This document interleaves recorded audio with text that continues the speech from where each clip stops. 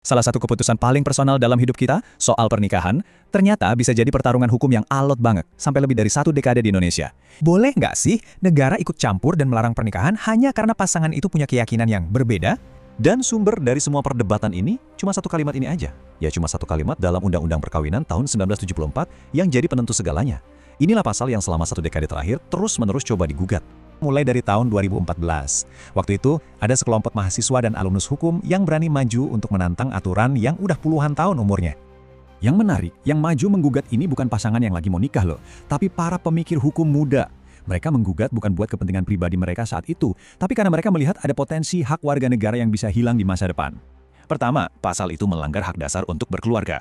Kedua, bikin hukum jadi nggak pasti. Ketiga, ini kan sama aja maksa orang buat ngakalin hukum dengan nikah di luar negeri. Dan yang paling penting, negara seharusnya nggak ikut campur terlalu jauh dalam urusan privat dengan memaksakan tafsir agama tertentu.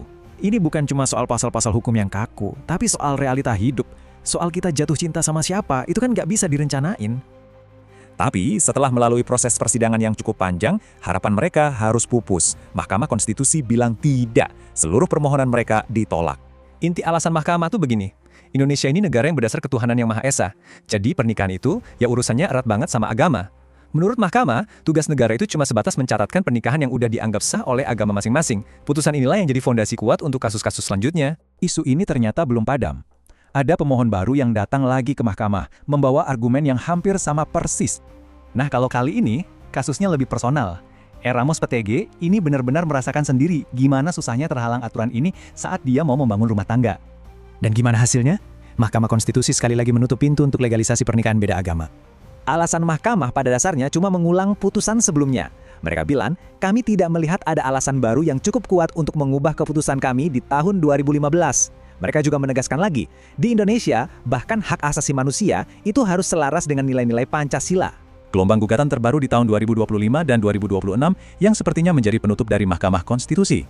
Di upaya terakhir ini, ada amunisi baru. Para pemohon menyoroti adanya surat edaran dari Mahkamah Agung atau SEMA yang secara tegas melarang pengadilan di bawahnya untuk mencatat pernikahan beda agama. Nah, ini kan bukti kalau hukumnya jadi makin gak pasti. Tapi, bagi Mahkamah Konstitusi, argumen baru soal SEMA ini nggak mengubah inti persoalannya. Bagi mereka, akar masalahnya ya tetap di pasal 2 ayat 1 itu. Karena substansinya dianggap sama, ya keputusannya pun nggak berubah dari yang sudah-sudah selama 1 dekade ini. Meskipun putusan akhirnya selalu sama, yaitu menolak, ternyata nggak semua hakim di dalam Mahkamah Konstitusi itu sepakat 100% soal jalan keluarnya. Mereka setuju kalau aturan ini mungkin udah nggak relevan dengan kondisi sekarang.